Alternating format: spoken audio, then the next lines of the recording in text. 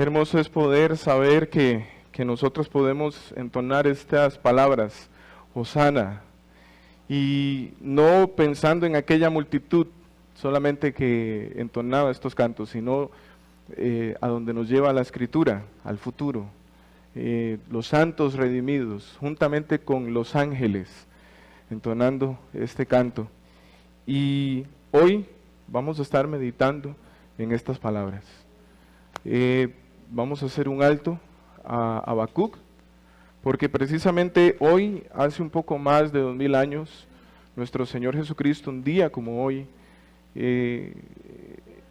ocurrió aquel evento que hemos leído en Lucas, que nos narra Lucas en el capítulo 19, versículos 28 al 48.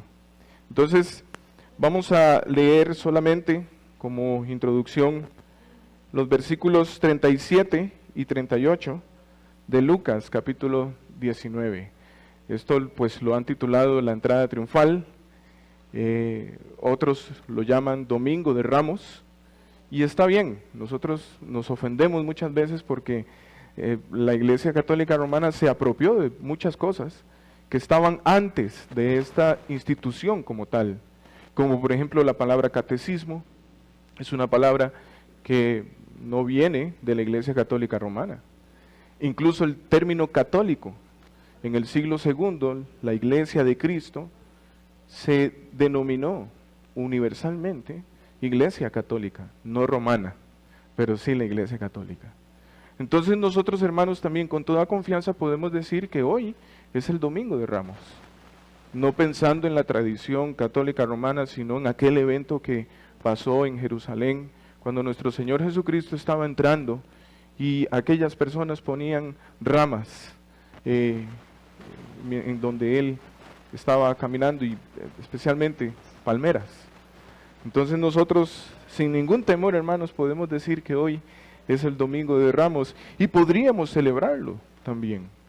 Igualmente, no como lo celebra la Iglesia Católica Romana, pero sí recordando ese gran momento en que nuestro Señor Jesucristo estaba preparándose para entregar su cuerpo. Entonces, vamos a leer versículos 37 y 38.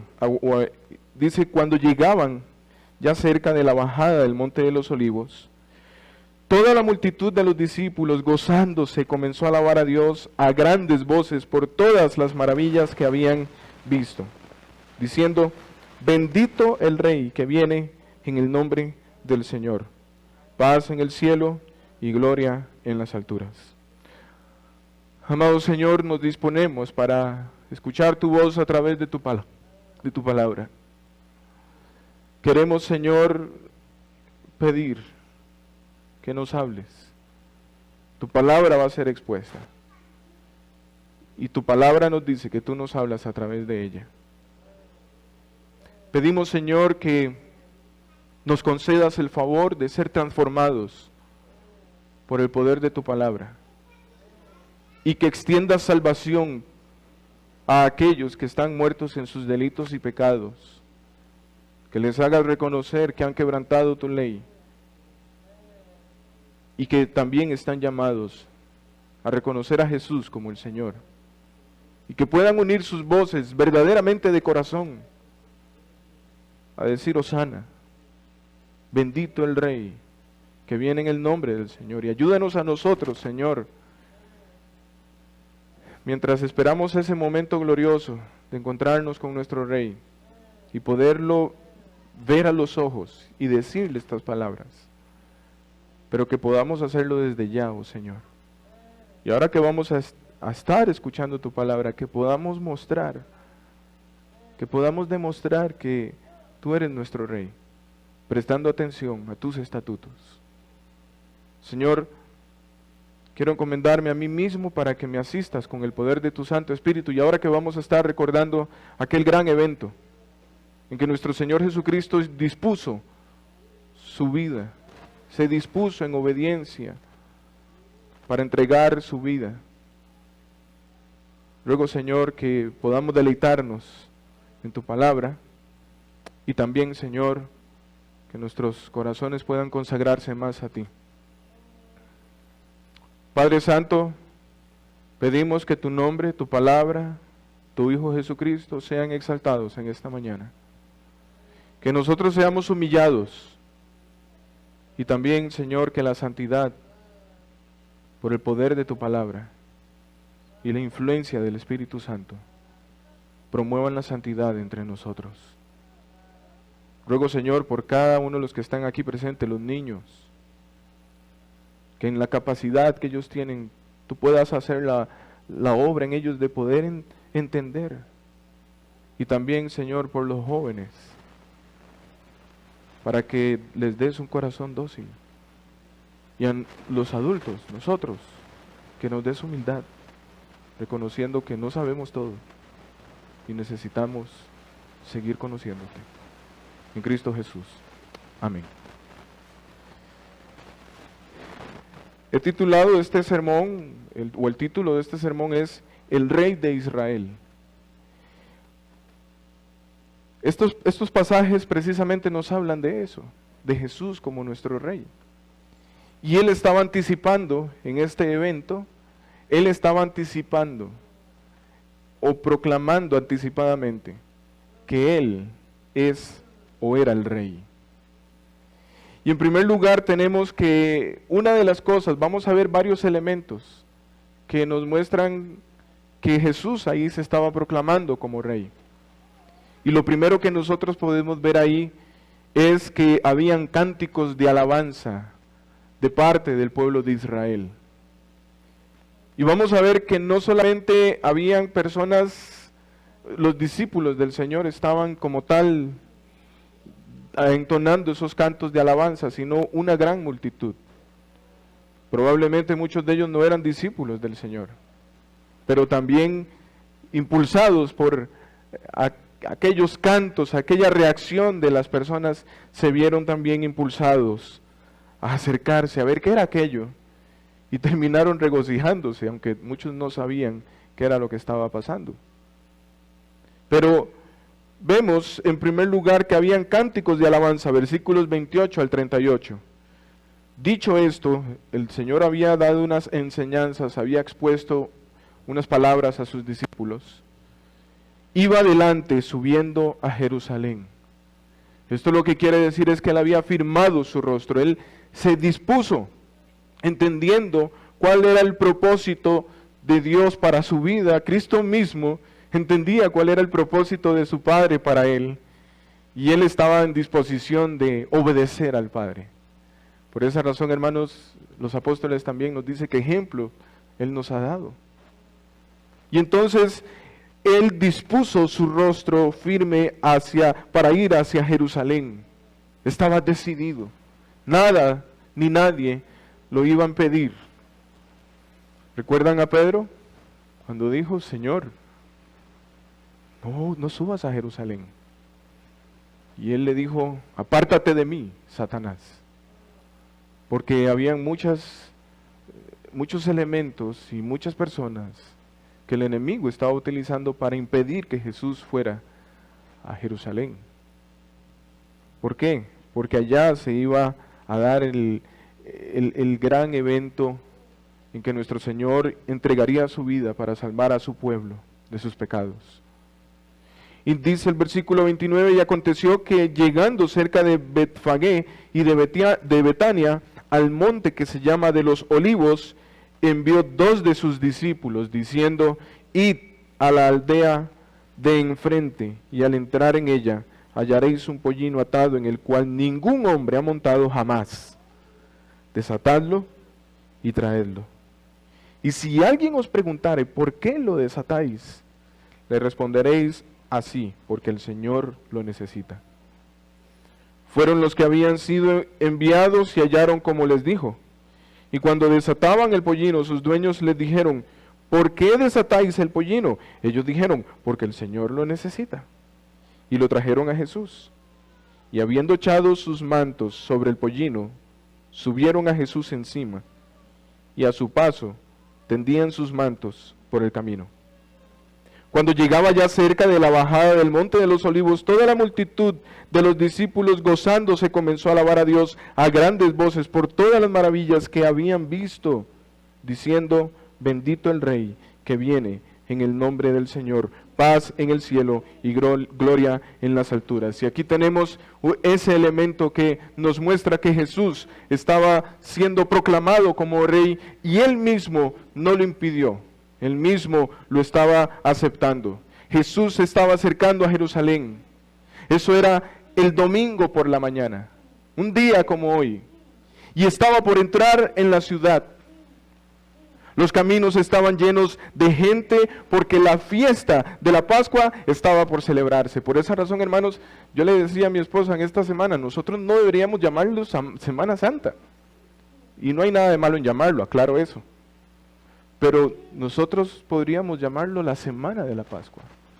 Y la Pascua, pensando aquí en los niños, no es la Pascua de los conejos, los huevos del conejito que vemos en las caricaturas y películas. Eso no tiene que ver nada con la Pascua que nos menciona la Biblia. La Pascua era una fiesta que Dios le había dicho al pueblo de Israel que hicieran cada cierto tiempo. Y ellos tenían que sacrificar un cordero sin defecto, no tenían que cortarlo, tenían que asarlo entero y comérselo. Invitar a otros, habían hierbas amargas también, pan sin levadura, y se bebía vino también. Esa era la fiesta de la Pascua. Y entonces, por esa razón, hermanos, nosotros podríamos llamarlo bien, a la Semana Santa podríamos llamarla la Semana de la Pascua. Porque coincide, esta Semana Santa, lo que nosotros llamamos Semana Santa, coincide con la Pascua judía. Y el Señor se preparaba para celebrar, no solamente para llegar a Jerusalén, sino para celebrar esa fiesta, la Pascua. Él quería celebrarla y había mucha gente, como era una fiesta tradicional de los judíos, entonces muchas personas de otros lugares llegaban a Jerusalén para celebrar la Pascua, como también la fiesta de Pentecostés, donde el libro de los Hechos nos narra esa fiesta, donde llegaban muchas personas de todos lados para celebrar la fiesta de Pentecostés. Eso es 50 días después de la Pascua. Y entonces, hermanos, entre las multitudes había mucha gente de Galilea que conocía al Señor y habían escuchado a sus milagros. Ahora, esto, hermanos, no es señal de que habían creído verdaderamente en el Señor. Habían escuchado a Jesús, el nombre de Jesús, un Galileo que estaba siendo muy famoso y que hacía muchos milagros. Muchos solamente conocían eso, de Jesús. El último milagro de Jericó también había levantado gran entusiasmo, porque precisamente recién había el Señor hecho en Jericó un milagro antes de entrar a Jerusalén. La curación del ciego, que nos narra, no lo vamos a leer, pero en Lucas 18, 35 al 43 se nos narra ese milagro. Unos versículos atrás, nada más. Había mucha inquietud sobre lo que iba a hacer el Señor y lo que iba a pasar. Muchos pensaban que Jesús venía para establecer un reino en ese momento, y que Él iba a derrotar al Imperio Romano, y que incluso muchos lo ven como, hoy en día muchos lo ven como el revolucionario más grande. Nada que ver. Jesús no venía para ser un revolucionario como un Fidel Castro o un Hugo Chávez o un Che Guevara. No, que de hecho muchos comunistas quieren asociarlo con estos hombres. No, nosotros tenemos que tener mucho cuidado de hacer esto. Jesús lo que venía era hacer una revolución interna, a cambiar los corazones, a cambiar las vidas de las personas. Y sí, un día, Él prometió que un día Él va a llegar para gobernar. Pero mientras tanto, Él venía para gobernar el corazón de los hombres. Había mucha inquietud por eso que estaba en la mente de los hombres. ¿Será este el que nos va a librar de todos los sufrimientos que hemos tenido en este mundo? Con el Imperio Romano estaban a la expectativa. De hecho, las Escrituras nos dicen que Jesús muchas veces tuvo que ocultarse, en una ocasión tuvo que esconderse, huir de la multitud, porque lo querían hacer rey. Y no era la hora en que el Señor venía para ser rey literalmente, físicamente de la tierra, sino Él venía para ser rey de los hombres en su corazón. Como hoy en día, hermanos, muchos, tanto los que no quieren nada con el Señor, ni la iglesia, y muchos que están en la iglesia, incluso entre nosotros probablemente, conocen acerca del Señor, conocen acerca de lo que dice la palabra y las cosas que hizo Jesús, pero no lo conocen a Él de manera personal. Pregúntese, ¿cómo conoce usted al Señor? ¿Lo conoce porque le han hablado de Él? ¿Lo conoce porque usted ha leído de Él en la Biblia? ¿Y ha leído lo que Él hizo? Pero ¿qué transformación ha tenido usted en su vida? Si no hay una transformación en su vida, usted puede estar todos los domingos aquí en este lugar, escuchándome a mí, escuchando tal vez a sus padres, y eso no garantiza que usted verdaderamente conoce al Señor. Podemos oír de Él, podemos conocer de lo que hizo, pero puede ser que no lo estemos conociendo verdaderamente. Tenemos que examinarnos, hermanos. Niños y jóvenes, no piensen que ustedes, por estar aquí y que han escuchado de Jesús, ya ustedes son hijos de Dios. No. El porque sus padres sean cristianos no quiere decir que ustedes son cristianos. No. Ustedes también tienen que asegurarse que verdaderamente están conociendo o conocen al Señor. ¿Y cómo es esto posible? Bueno, todos aquí, ustedes niños, jóvenes, nosotros, los adultos, tenemos que reconocer que hemos quebrantado la ley de Dios, que le hemos fallado al Señor, que también nuestros primeros padres, Adán y Eva, también pecaron. Y por el pecado, como dice Pablo, el pecado entró por un hombre y pasó a todos los hombres. Así que ustedes y yo nacimos condenados. Y por esa razón Jesús vino, para que nosotros lo conozcamos a Él. Ahora, esto es posible por medio del arrepentimiento y la fe en Él. Es decir, la confianza en Él. Tenemos que conocerlo a Él verdaderamente, personalmente. Puede ser que conozcamos sus hechos. Puede ser que conozcamos que Jesús existió en este mundo. Pero puede ser que no estemos teniendo una relación con Él. Así que todos aquí tenemos que asegurarnos que estamos teniendo una relación con el Señor y que hemos confiado en Él para salvación. Jesús sabía que este sería su último viaje a Jerusalén y que ahora entraba a la ciudad para sufrir allí. Él sabía a lo que iba. Él no iba como una persona que no sabía lo que iba. Él sabía lo que iba y Él estaba decidido a hacer la voluntad del Padre. Pero antes de que esto sucediera, Él quería darle a conocer a Israel quién era realmente Él.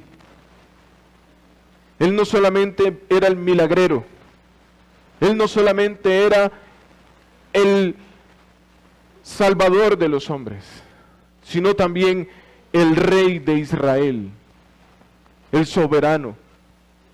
No importa, hermanos, cuán equivocados estuviesen las multitudes y aún sus propios discípulos en cuanto al carácter de su reinado. Pero la gente debía verlo reclamar ese honor para sí mismo, aun cuando el camino a su trono fuese completamente diferente de lo que la multitud estaba imaginando. La gente no podía entender. Incluso cuando lo vieron en la cruz. Él decía que iba a librar a Israel, pero es que no estaban entendiendo. Pero ahí Él estaba librando a Israel, a su pueblo, a la iglesia. Así, hermanos, que cuando llegaron al monte de los olivos, cerca de la aldea de Betfagé, ordenó a dos de sus discípulos que entraran a la aldea y trajesen a un pollino que encontrarían al lado del camino. Un pollino es un burro pequeño, no había sido domado, y por esa razón se llama pollino. Él lo había pedido, él sabía esto porque el Espíritu de Dios lo estaba iluminando. Si alguien les preguntaba, dice el Señor, ¿por qué se llevaban el pollino? Debía responder que el Señor lo necesitaba y se lo entregarían inmediatamente. La Escritura no lo dice, como leímos ahora, pero probablemente estas personas eran discípulos del Señor, habían conocido al Señor y el Señor había hablado con ellos. Y entonces es probable que el dueño del animal también creía en Cristo, probablemente. Y entonces los discípulos encontraron todo tal como el Señor había dicho y volvieron con el pollino. Ahí venían con el pollino. Otro evangelista, otro escritor nos dice que el pollino venía con su madre también, porque era pequeño y necesitaba todavía el acompañamiento de su madre. Ahora, los discípulos se dieron cuenta de lo que estaba haciendo. Por tanto tiempo habían esperado que se revelara como rey.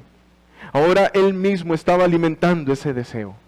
Él estaba alimentando el deseo en el corazón de sus discípulos. Ya lo habían escuchado por mucho tiempo y ellos entonces estaban con la expectativa también. Pero Jesús también quería lo mismo, aunque en una forma distinta a la de ellos. Ellos echaron sus ropas sobre el animal y sentaron a Jesús encima. Después tendían, cuando nos dice la Escritura que mientras él iba en camino montado en ese animal, después tendían ropas en el camino para que él pasara sobre ellas. Y en ese momento la multitud fue sacudida emocionalmente, vieron lo que estaba pasando y se dieron cuenta que ahora él se proclamaría como rey. Y entonces la multitud también empezó a tender sus ropas o ramas de los árboles al camino delante de él, alabando a Dios por todas las maravillas que habían visto y diciendo: bendito el Rey que viene en el nombre del Señor.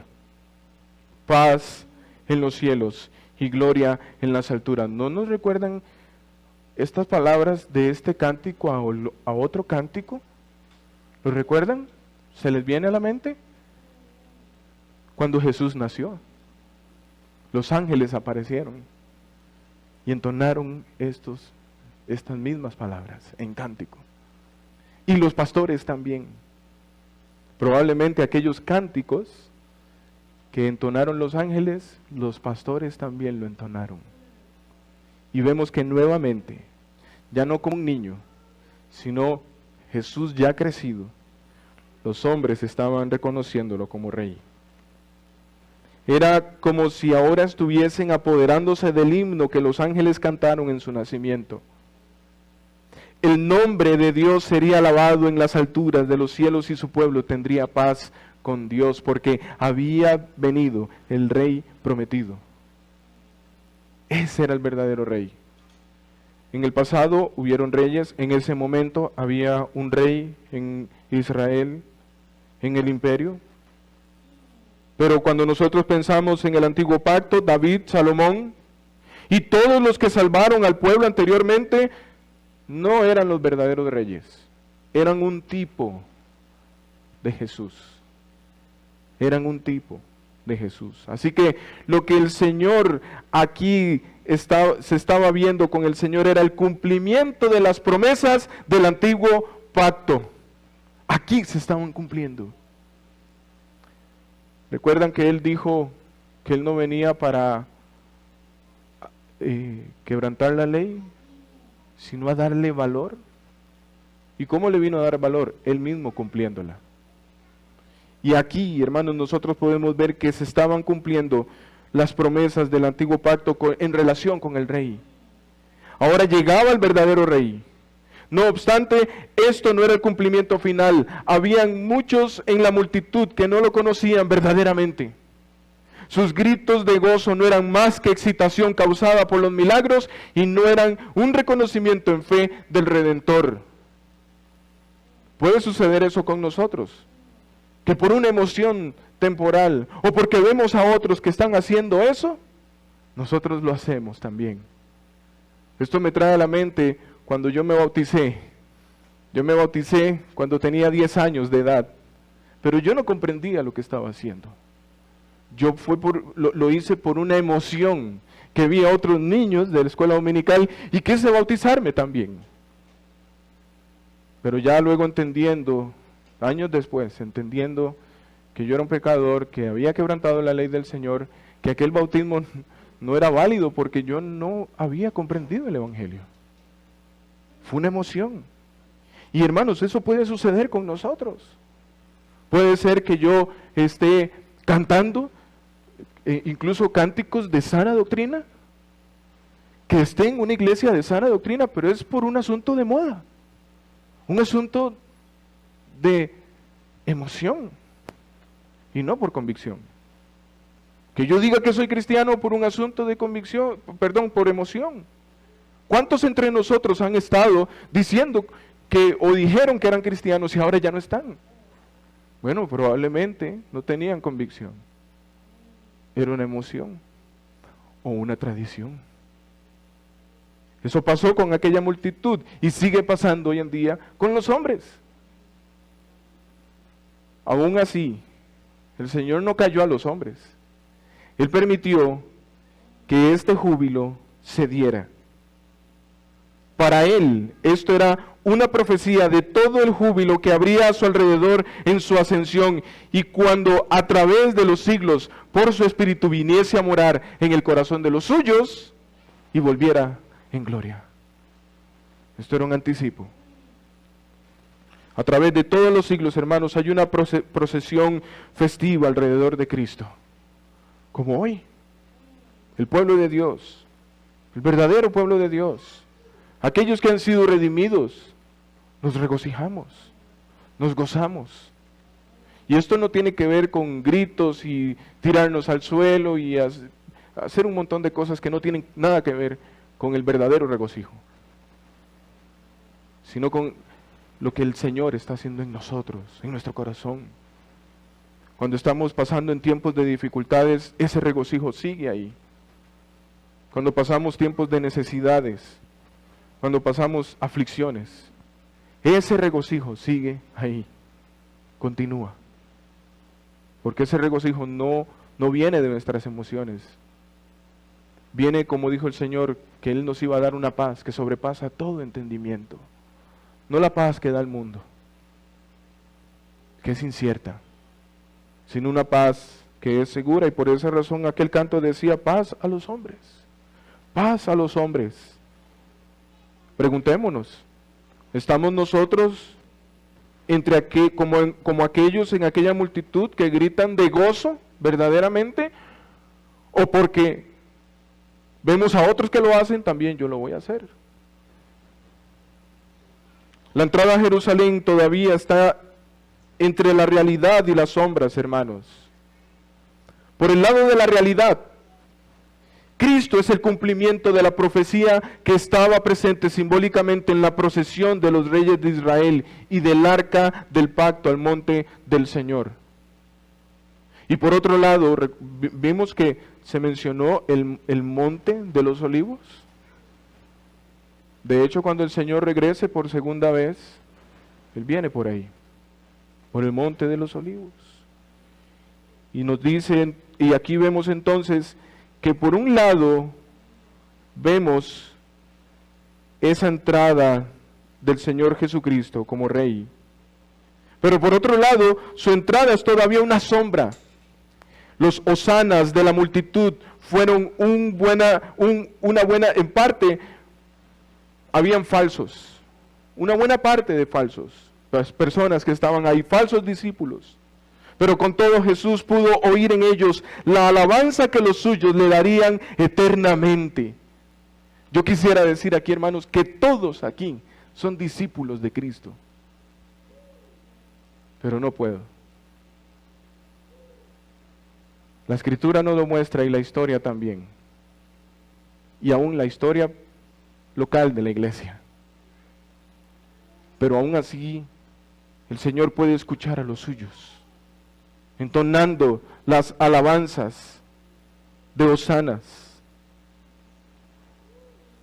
Así que, hermanos, es que en la entrada a Jerusalén es una profecía de su ascensión al trono celestial en medio de cánticos de alabanza entonados por los ángeles. Esta entrada también es una profecía de su entrada por el Espíritu Santo en los corazones de su pueblo y de su venida a la gloria de su reino en su segunda venida. Así como Él entró a Jerusalén, Él vino a entrar a nuestra vida. ¿Ha entrado el Señor a su vida? ¿Verdaderamente? Otros elementos que podemos ver ahí es que el Señor lloró en ese momento en que Él entró en Jerusalén. Versículos 39 al 44. Entonces algunos de los fariseos de entre la multitud le dijeron: Maestro, reprende a tus discípulos. Él respondiendo les dijo: Os digo que si estos callaran, las piedras clamarían. Y cuando llegó cerca de la ciudad, al verla, lloró sobre ella, diciendo: Oh, si también tú conocieses a lo menos en este tu día lo que es para tu paz, mas ahora están cubiertos de tus ojos. Porque vendrán días sobre ti cuando tus enemigos te rodearán con vallado y te sitiarán, y por todas partes te estrecharán y te derribarán a tierra y a tus hijos dentro de ti, y no dejarán en ti piedra sobre piedra, por cuanto no conociste el tiempo de tu visitación. Esto se cumplió. Ya hoy la ciudad de Jerusalén no está. No está. Aquella edificación que el Señor vio no está. La ubicación, Jerusalén, sí existe, pero aquello que estaba edificado no está. Muchos piensan se cumplió en el año 70. Eso era lo que estaba llorando el Señor aquí. No todos se unieron a aquella alegría. Habían algunos que estaban amargados y que permanecieron callados. Estos eran los fariseos. Ellos se preguntaban: ¿vendría Jesús a usurpar nuestro poder? Si su reino, el reino de su gracia llegara, esto significaría que el de ellos iba a terminar como sucedió. Todavía ellos querían impedir que Jesús entrara. Se aprovecharon de que anteriormente Jesús había rechazado las alabanzas de las multitudes. Así que le pidieron que reprimiera a sus discípulos, como lo dice el versículo 39. Pero el tiempo determinado por el Padre había llegado a su cumplimiento, así que le dijo que si sus discípulos callaban, aún las mismas piedras gritarían. De los labios de los hombres, hermanos, tenía que llegar a Él la alabanza de toda la creación. Esa es una de las razones, hermanos, que nos da la Biblia para que el pueblo del Señor cante. Nosotros no podemos callar. El gobierno en estos tiempos ha querido callarnos. Han amenazado a algunas iglesias para que no canten. Si bien tenemos que cuidarnos, hermanos, pero ¿hasta dónde? Tenemos que obedecer. Es la voluntad de Dios que el pueblo de Dios cante. Aquellos fariseos estaban impidiendo que ellos cantaran y el Señor los dejó. La petición de los fariseos era un reflejo de la hostilidad de Jerusalén. Cuando había llegado Jesús cerca de la ciudad, Él lloró sobre ella. Sus lágrimas probablemente, hermanos, cayeron sobre el pollino. Jerusalén estaba ciega a su verdadera salvación. No estaban viendo el día de su visitación. El Señor estaba en medio de ellos. Se ha mencionado mucho desde este púlpito que tal vez muchas veces nosotros leyendo la Escritura decimos: ¿cómo nos hubiera gustado estar en ese tiempo? Tal vez nosotros sí hubiéramos entendido. No, hermanos. La misma dureza estuviera en nuestro corazón. Y así como aquella multitud estaba gritando Hosana, probablemente días después estaríamos gritando: crucifícale. Y entonces, hermanos, vemos aquí que el Señor estaba llorando por Jerusalén. La paz para ella solo vendría a través de la fe en la gracia de Dios, verdaderamente. Jerusalén se vanagloriaba ahora y rechazaba al Señor y su pacto de gracia. El juicio tendría que venir. La ciudad sería sitiada y capturada y muertos sus habitantes. ¿No la había visitado Dios una vez más en su gracia? Dios la había visitado muchas veces. Pero ahora venía la verdadera visitación del Señor a través de Cristo, pero la ciudad no quiso reconocerlo. No quisieron reconocerlo. Y como sigue pasando hoy en día, hermanos, con los hombres, el Señor sigue visitando a los hombres, sigue manifestando su gracia, pero los hombres no lo reconocen porque están muertos en sus delitos y pecados. Por eso nosotros debemos orar al Señor para que Él extienda su gracia y quebrante los corazones por nuestros hijos, para que el Señor los quebrante por nosotros, para que podamos ver la visitación del Señor. Este era su lamento. Esta entrada también fue todo un sufrimiento para el Señor, hermanos. No solamente era júbilo, sino también sufrimiento. Pero con este sufrimiento se cargó con la culpa del pecado a fin de hacer la expiación. Por medio de su expiación, Él iba a recibir autoridad para crear un tipo de vida diferente. Una vida en la cual los hombres servirían a Dios con verdad y buscarían su gracia. Este era el propósito de su venida, hermanos, y esto era lo que quería mostrarle al pueblo en esos días en Jerusalén. Que Él venía a transformar los corazones mediante la expiación de pecados, entregando su vida. Lucas nos narra, hermanos, que Jesús entró a Jerusalén llorando. Él echó el hecho de que Jerusalén, como sombra de lo venidero, sería reemplazada por el servicio a Dios en espíritu y en verdad. No era en sí algo para llorar. Pero, hermanos, Jerusalén sería destruida, sería castigada a causa de sus pecados y particularmente por el pecado de glorificarse a sí misma, por independizarse del Señor. Se presenta a Jerusalén como una ciudad carnal, pero el Señor entró en Jerusalén para expiar los pecados que Él mismo cargó sobre sí. De esta forma, hermanos, Él restauró el verdadero servicio a Dios. Y en último lugar, podemos ver que el Señor trajo santidad a la casa de Dios. Él no solamente entró a Jerusalén, Él no solamente lloró por Jerusalén, sino que también Él trajo santidad a la casa de Dios. Versículos 45 al 48, y entrando en el templo, comenzó a echar fuera a todos los que vendían y compraban en él, diciendo: escrito está, mi casa es casa de oración, mas vosotros la habéis hecho cueva de ladrones. Y enseñaba cada día en el templo, pero los principales sacerdotes, los escribas y los principales del pueblo procuraban matarle, y no hallaban nada que pudieran hacerle, porque todo el pueblo estaba suspenso, oyéndole. Cuando Jesús entró en el patio exterior del templo, porque eso fue esto que pasó aquí, fue en el patio exterior del templo, lo que se denominaba el atrio de los gentiles, el lugar donde entraban los que no eran judíos. Habían algunos que seguían el judaísmo. Y entonces ese lugar era para ellos, para que se acercaran a adorar ahí. Pero cuando Jesús entró ahí, Él lo que vio ahí fueron mercaderes y cambistas que vendían animales para los sacrificios. Esto no era del todo malo, hermanos. Era necesario que los cambistas estuvieran cerca del templo. ¿Por qué? Porque los pagos que habían que hacer al templo debían realizarse en cierto tipo de moneda. Había que comprar esos animales.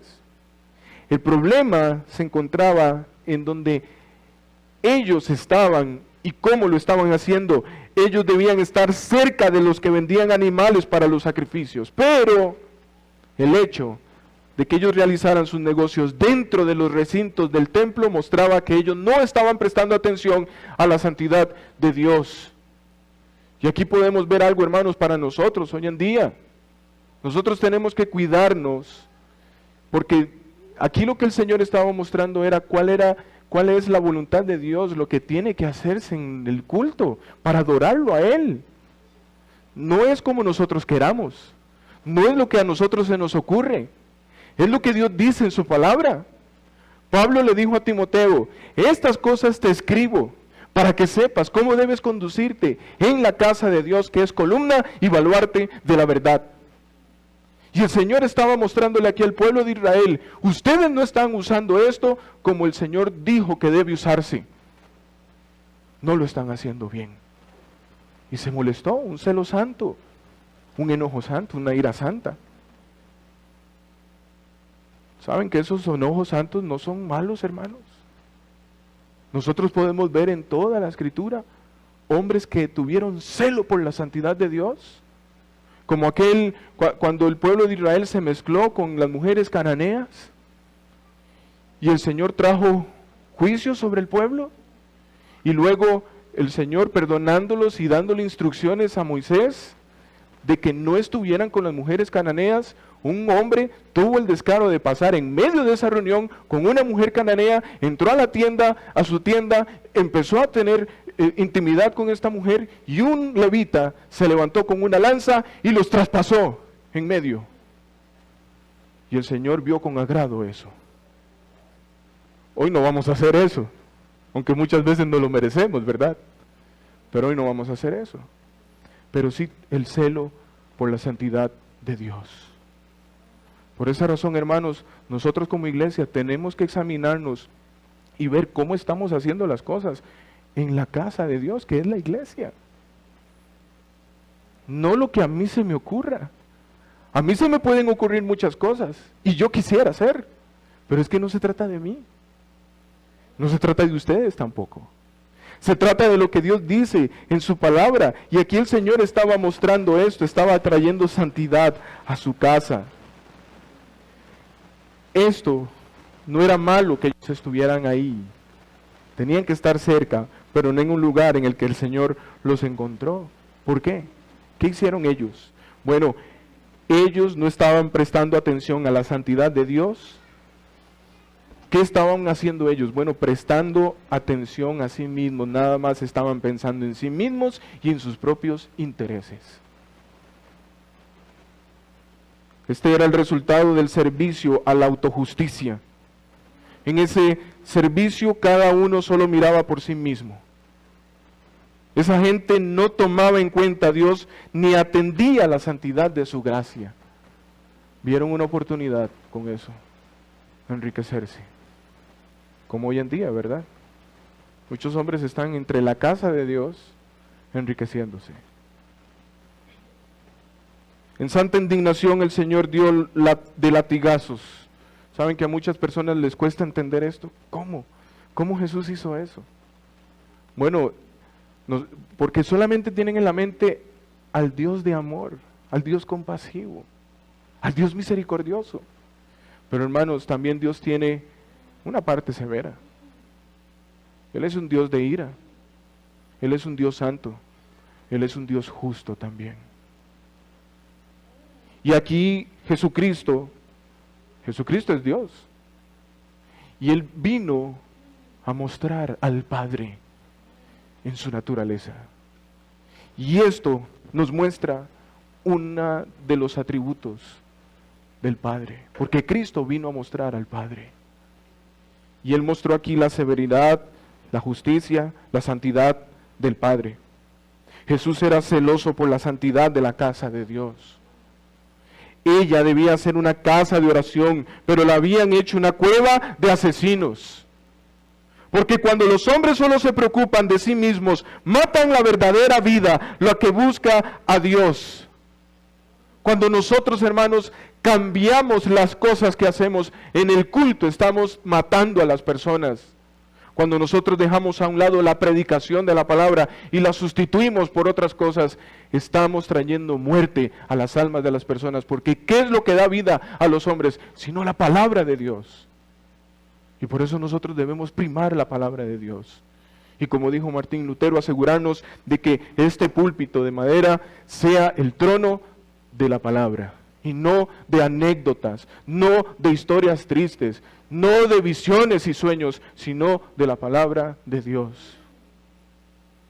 Y después de eso, asegurarnos, hermanos, que vamos a tener celo por la santidad de Dios, en todo lo que hacemos, en todo.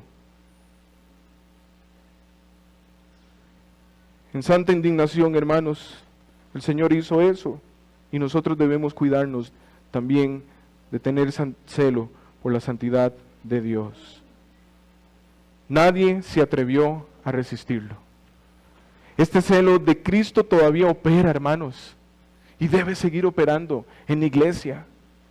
Él desea restaurar nuestros corazones junto con toda la vida y todo el mundo con un templo santo. Lo podemos ver. Pablo le dijo a los corintios: salid de en medio de ellos. Celebren la verdadera Pascua, que es Cristo. Cristo es nuestra Pascua. Santifiquémonos. Pedro lo dijo, recordando las palabras del Señor en el antiguo pacto: sean santos, porque yo soy santo.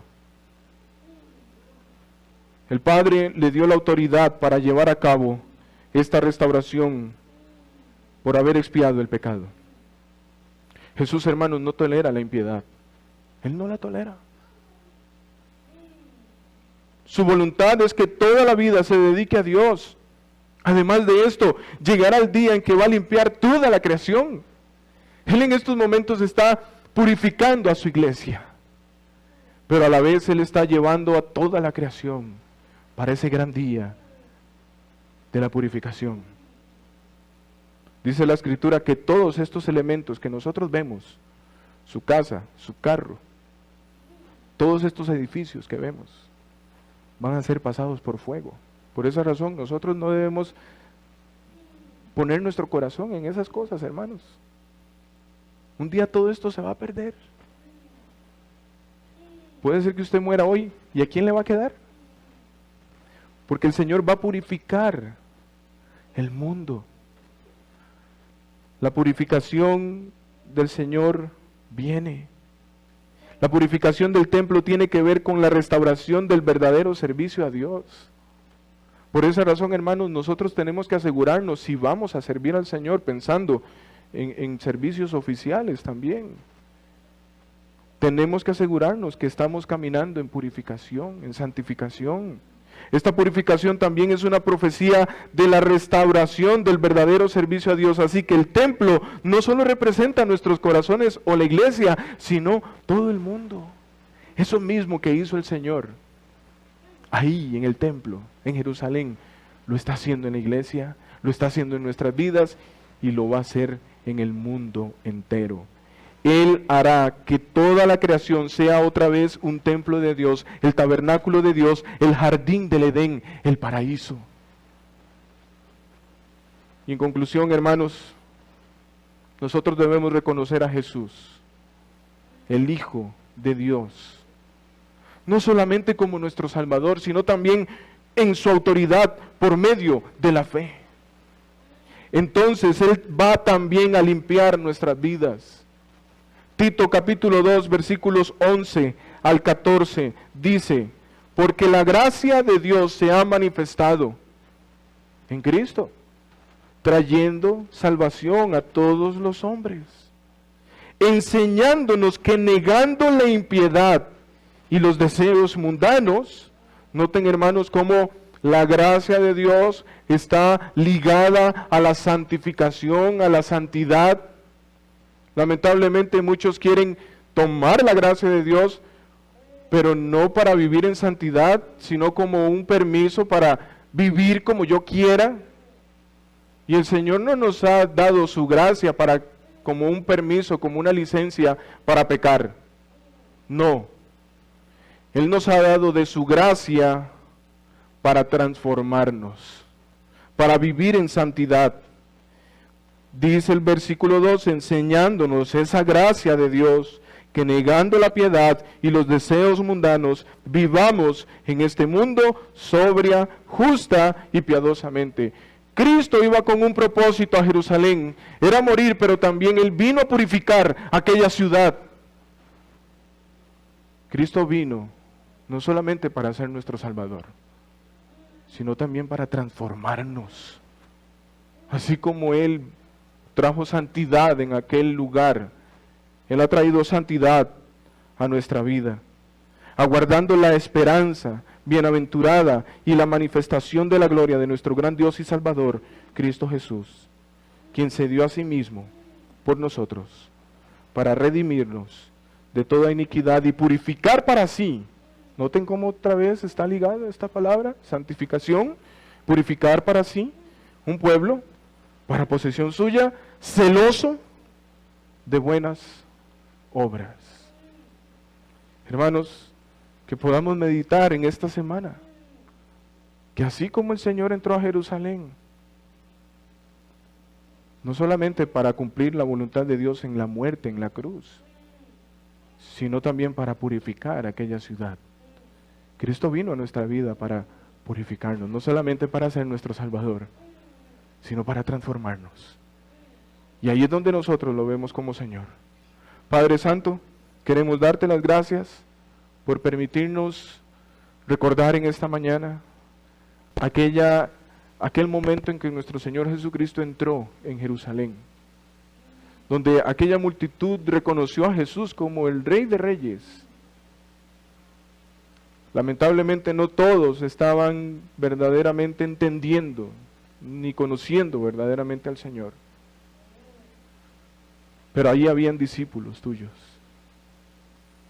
Y Señor, detrás de todo esto hemos podido ver que así como Jesús entró a Jerusalén para purificar el templo y al final morir en la cruz, en obediencia, el Señor Jesucristo de la misma manera nos ha visitado y sigue, oh Señor, visitando a los hombres a través de tu iglesia, a través de tu palabra, a través de tu Santo Espíritu, llamando a los hombres a que lo reconozcan como el Rey de Reyes. Pero Señor, los hombres son duros y tú puedes hacer la obra en ellos, quebrantando sus corazones. Si hoy aquí hay personas entre nosotros y tienen su corazón duro, ruego Dios que tu Santo Espíritu haga la obra en ellos y que ellos puedan reconocerte verdaderamente. Los que te hemos reconocido, Señor, nos has recordado que tú, así como entraste a Jerusalén, viniste a nuestra vida, no solamente para salvarnos, sino para purificarnos. Ese es el propósito de tu visitación. Y Señor, como iglesia queremos rogar para que tú sigas visitándonos, en donde podamos ver que sigues purificando a tu iglesia, donde sigues llamando a los hombres a verte como Rey de Reyes, como Señor de Señores y como Salvador. Oh Señor, que en esta semana podamos estar meditando en estas palabras. Si bien, Señor, en esta semana es posible que vamos a tomar tiempo para recrearnos, visitar algunas personas, familiares, pero ayúdanos también, Señor, a estar meditando en tu palabra. No permitas que caigamos en excesos, en desenfrenos. Y gracias, Señor, porque nos permites en esta semana de la Pascua ver cómo el Señor Jesucristo inició aquel momento en que Él entró a Jerusalén, cómo entró, mostrando que Él verdaderamente es el Rey soberano de la creación. Que nuestros corazones estén siempre, oh Dios, gobernados por ti. Y aquellos que se rehúsan, hazles entender que un día, como toda aquella multitud, aún personas que no eran tus discípulos, un día van a tener que reconocer que tú eres el Rey del universo, pero será demasiado tarde. Que hoy puedan entender eso, Señor, para que puedan reconocerte de corazón. Y no para condenación, sino para salvación. Oramos en el nombre de nuestro Señor y Salvador Jesucristo. Amén.